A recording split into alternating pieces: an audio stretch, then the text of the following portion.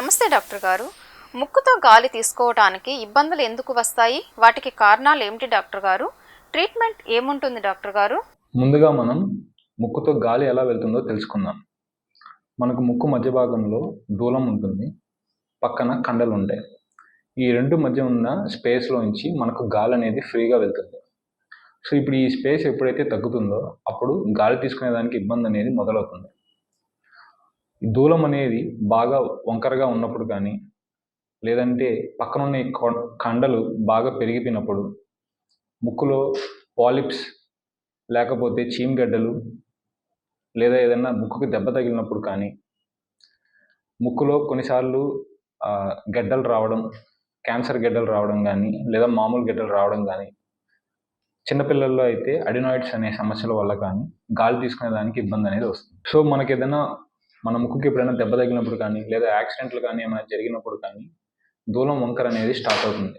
So అది బాగా వంగిపోయినప్పుడు గాలి తీసుకునే స్పేస్ అనేది తగ్గిపోతుంది. కొన్నిసార్లు రిపీటెడ్గా జలుబులు చేసినప్పుడు కానీ, అలర్జీల వల్ల కానీ ముక్కులో ఉన్న ఈ కండలు అనేవి పెరుగుతాయి. అవి పెరిగినప్పుడు కూడా గాలి తీసుకునే స్పేస్ అనేది తగ్గుతుంది. చిన్నపిల్లల్లో మనకు పుట్టుకతోనే అడినాయిడ్స్ అనే గడ్డలు ముక్కు వెనకాల స్పేస్లో ఉంటాయి. ఇవి అందరికీ ఉంటాయి, కానీ కొంతమందికి మాత్రం రిపీటెడ్గా ఇన్ఫెక్షన్స్ అనేవి అవుతూ ఉండే కొద్దీ ఈ అడినాయిడ్స్ అనేవి పెరిగి ముక్కు వెనకాల ఉండే స్పేస్ని మొత్తం బ్లాక్ చేస్తాయి.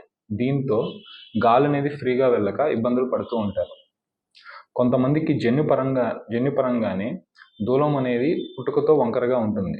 అలాంటి వారికి వయసు పెరిగే కొద్దీ ఆ వంకర అనేది కూడా పెరుగుతూ స్పేస్ని ఆక్యుపై చేస్తూ ఉంటుంది.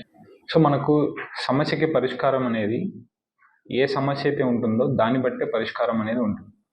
సో ముందుగా దూలం అనేది వంకరగా ఉంది అంటే మనం మొదటగా ప్రతి ఒక్కరికి ఎండోస్కోపీ అనేది చేయాల్సి వస్తుంది. ఎండోస్కోపీ అంటే భయపడాల్సింది ఏమీ ఉండదు. అదొక చిన్న కెమెరా పరీక్ష. దాంట్లో చిన్న రాడ్లా ఉండే ఆ చిన్న కెమెరాని ముక్కు లోపలికి దూర్చి మనం లోపల ఎలా ఉంది అనేది చూస్తాం. సో ముక్కు దూలం అనేది వంకరగా ఉంది అంటే దానికి ఆపరేషన్కి వెళ్ళడమే దానికి పరిష్కారం. అది మందులకి తగ్గదు. దానికి సర్జరీ చేసి ఏదైతే పార్ట్ బెండ్గా ఉందో దాని వరకు మనం కట్ చేసి మళ్ళీ దూలాన్ని మనం నిటారుగా చేస్తాం. అలాగే ముక్కు పక్కన ఉన్న కండలు పెరిగాయి అంటే వాటికి ముందుగా మనం ముక్కుకి స్ప్రేలు వాడడం, దాదాపు 15 నుంచి 20 రోజుల పాటు వాడి అప్పటికి కండలు కనుక అలాగే ఉన్నాయి అంటే అప్పుడు దానికి సర్జరీ చేయాల్సి వస్తుంది. ఈ సర్జరీలో కొన్ని రకాలుగా ఉంటుంది.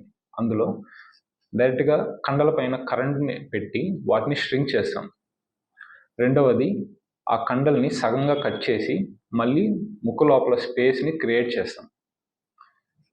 అలాగే చిన్నపిల్లలకి అడినాయిడ్ సమస్యలతో ఉన్నారు అంటే వాళ్ళకి నెల రోజుల పాటు మొదటగా నేసల్ స్ప్రేని వాడి ఆ ఇన్ఫెక్షన్ని మనం ముందు తగ్గించి అడినాయిడ్స్ అనేవి తగ్గుతుందా లేదా అనేది మనం చూడాలి.